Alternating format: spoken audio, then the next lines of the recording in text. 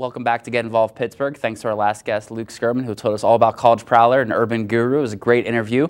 Our final guest today, before we talk a little bit about Big Brother's in the show, is John Patterson, who is the new executive director of PCTV 21 here in Pittsburgh. Congratulations on the job, John. Thank you. It's really great to be here. I didn't have to come far for the interview. I just walked up the hall. You had the shortest commute. That's nice. Absolutely, yeah. So you come to us to Pittsburgh from Santa Cruz County, I believe, right? Yes, Santa Cruz County, California, which is the central coast of California. I was the executive director at Community Television of Santa Cruz County there for about the last 3-4 years.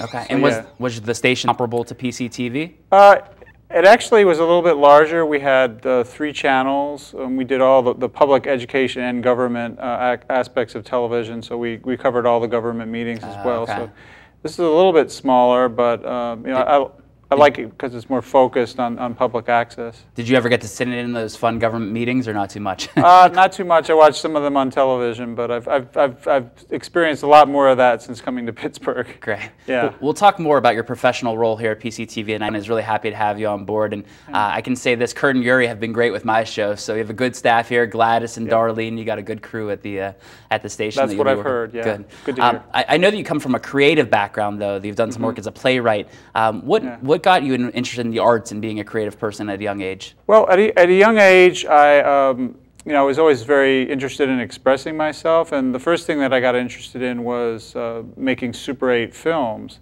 And from there, that kind of led me into television. And the big sort of turn for me was in high school, they put a television studio in one of the classrooms. And so I was like a kid in a candy store and got really involved with making programs, all kinds of stuff, and it eventually led me to go to college to Northwestern University, where I studied radio, television, film, and I'd always been interested in writing as well, and both my parents are writers, so in college I got interested in writing, and I was writing screenplays, and then I eventually got into playwriting, and it wasn't until I went to California, because I grew up in the film area, it wasn't until I went to California that I got involved in writing plays and doing theater, and for a while I kind of put the TV and film stuff aside and did that, and it was a great way to express myself, and so I've kind of combined the artistic with the administrative stuff over the years, and yeah, it's something that probably a lot of people wonder is, how does a playwright actually put together a play?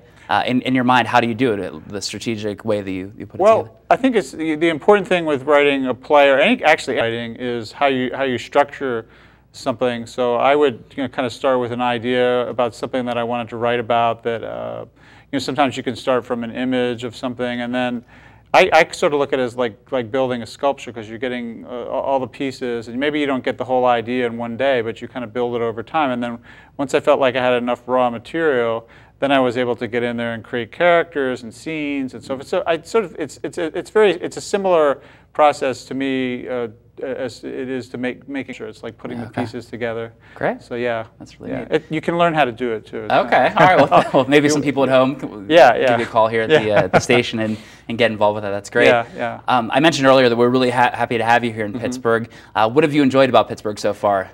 Well, one thing I've really enjoyed is the people. I've found the people of Pittsburgh to be extremely welcoming. As you have been, very, very happy that I'm here. Eager to hear about what my plans are. I also, I really actually enjoy the topography of Pittsburgh and the beauty. I haven't been through the winter here yet, but as I like to tell people, I didn't move to Pittsburgh. I didn't move to California for the weather, and I didn't move to Pittsburgh for the weather either. And I also, I spent 4 winters in Chicago, so I kind of know.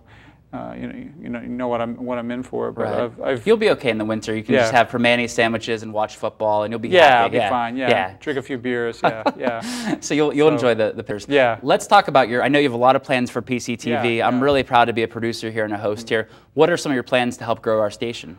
Well, I think one of the main things that I'd like to focus on is diversifying the programming, to try to work with more community groups to get maybe some programs that we haven't seen here. We did a whole needs assessment project. It was actually before I started the job, and some of the things that people talked about, they wanted to see were programs about history and culture. I'd like to see if we can get more of that kind of stuff on. Particularly working with youth. I'd actually like to have a youth media program where we bring kids in, perhaps have a larger facility and a dedicated portion of what we do to working with youth to help them express themselves. And I actually went to a meeting the other day, and I met Carl Kurlander, who's a Pittsburgh native and a screenwriter. He's working with kids. I also met Larry Berger from the Saturday Morning. Yeah, absolutely. And he's working with kids. So we're going to get together and develop something. And the other big thing is I'd like to see PCTV, build from its base of a cable television channel and offer more programs online, and particularly more things on demand. I mean, wouldn't it be great someday where people could watch your program, on demand and not have to wait for it to come on? Sure. I mean, I think it's a good step in the right direction that, like, when my show's airing on PCTV 21, you can also watch it on the internet at the same time. So that's a good step in the right direction. But what you're describing now with it being on demand would be a huge. Yeah, because the way people are watching television has changed drastically, and I think PCTV needs to be, a part of that revolution. And frankly, in 10 years. We're probably not going to recognize, right, sure. The way people watch television will be completely different. So those are just a few of the things. Yeah. Okay. What's is 501c3 Live is a show that I actually filmed one a few years back. I was working at Three Rivers Adoption Council, and we did a 50c3 Live show. It was really fun.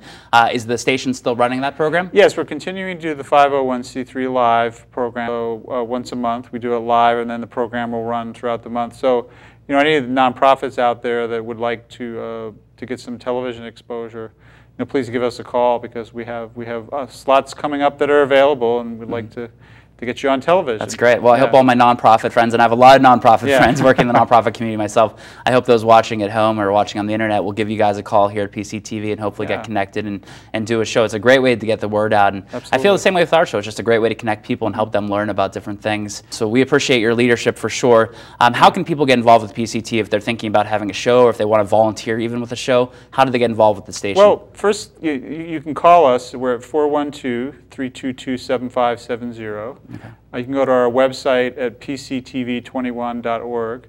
And the first thing that you need to do is to come in and schedule a free orientation where we'll kind of describe all the different ways we have for you to get involved. If you're a nonprofit, you can just call us and we'll get you the information, 501c3 Live program and other opportunities we have, and then you can engage with us in that way. If you want to be a producer, you need to start with that orientation. And then we will, let you know everything that you need to do. I think it's, a great way to communicate locally, and it's very easy to get involved. And I'd like to encourage, anybody out there who's thinking about it. If you have an idea for a show, please give us a call and come see us, and we'll help you do it. Yeah, it's been great. I mean, the team, the whole way from the training, the sessions that I did, and Kurt and Yuri here working on the show itself. Your staff has been really helpful, so I appreciate all their help. John, we're really happy to have you in Pittsburgh again. Congratulations on the new position. We look for even bigger and better things out of PCTV 21. Like you said, in 10 years, it might not even look the same, but good luck in your new role, and thanks for being a guest here on Get Involved Pittsburgh. Thanks for having me. I appreciate it. Great. All right, well, thanks to John. Our final guests today are going to be Luke Skirman and Frank Tagano. We're going to talk a little bit about big brothers, big sisters, what it takes to be a big brother right after this.